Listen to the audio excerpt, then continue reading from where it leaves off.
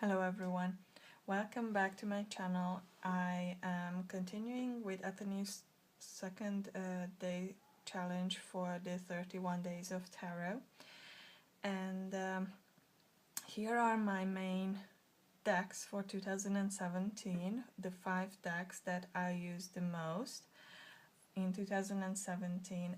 The first one is the Witch's Tarot, and this tarot I mainly use to read for others, and this is a very clear and a very nice version of the Rider-Waite-Smith system.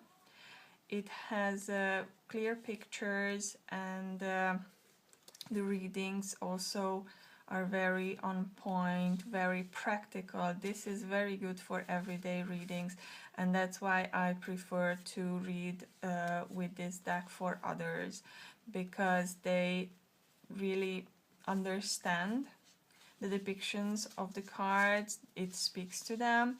And I don't read professionally, I don't read for many people, just my friends and my mother. But this deck is very good, and it doesn't have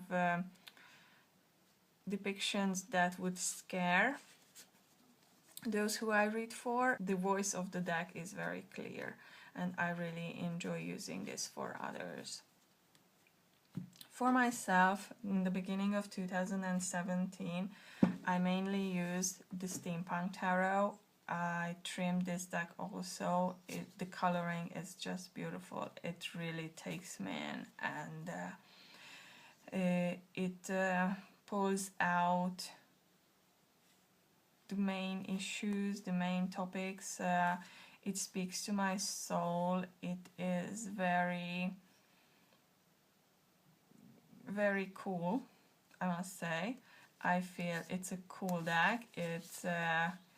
It's so cool. It's much cooler than I am, and I really like its voice. And I use this very often in the beginning of 2017, and this only gave way to my Spiral Tarot, which became my soul deck, I must admit, when I got this.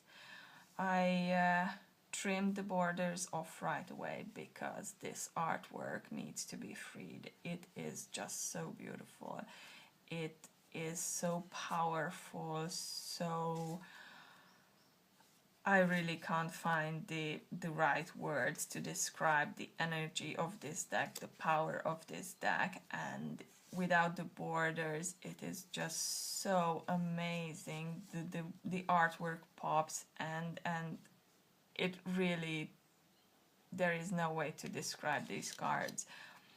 I only use this deck for myself. I would never use this deck to read for anyone else. It is, as I said, I feel this is the deck that is my deck.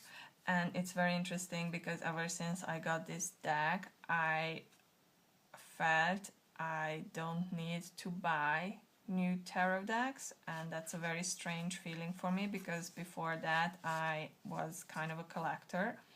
I was looking for different depictions of the decks, of tarot decks, and I really liked the different kind of artwork, and I learned reading with different styles of artwork. But ever since I got this, I always pull out this one whenever I want to do a reading for myself. This has kind of a sister deck, which is the Stellas Tarot, but the Stellas Tarot I got only at the end of the year, so I did not count this as my in the 5 decks for 2017. This will probably be a favorite in 2018. There are 2 other decks which I really enjoyed using in 2017. One is this little beauty. This is the Harmonious Tarot. Again, it is trimmed. I must admit, I am a trimming maniac. I love freeing my cards. I love taking off the borders because they just speak so much more clearly to me. And this deck is really nice because in some ways, for example, obviously Three of Swords, it is similar to the Rider-Waite system, but in many cards it kind of steps away from the Rider-Waite system.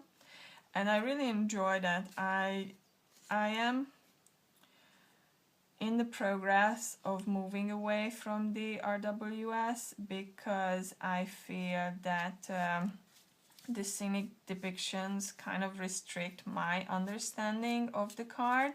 So ever since the March of the Pips challenge or month of in March, I started using decks that are not based on the Rider-Waite-Smith system, and this is a very good deck.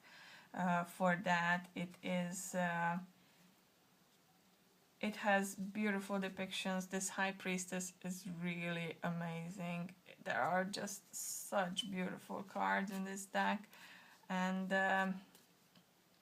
the Fool, look at this.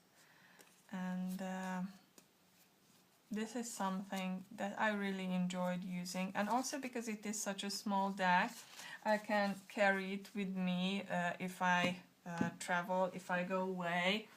I have this little leather pouch that is just perfect size for this deck, and that's how I store it, and that's how I carry it with me.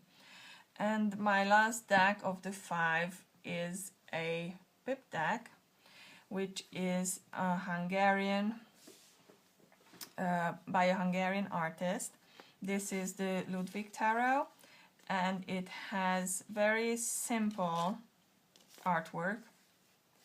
And I am working now with Don Benjamin's Tarot on Earth book. I am learning to expand my understanding of the minors from numerological point of view, and also learning a bit more about the chords, because chords are very challenging for me. So this deck is something that I learned to appreciate very much this year, and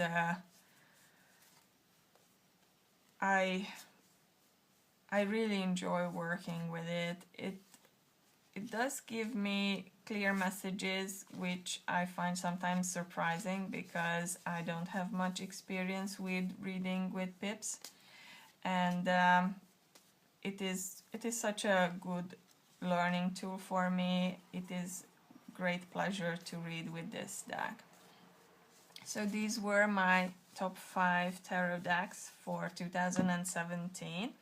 I look forward to seeing what is your top 5, and I will be back again with day 3 of Ethony's 31 Days of Tarot Challenge.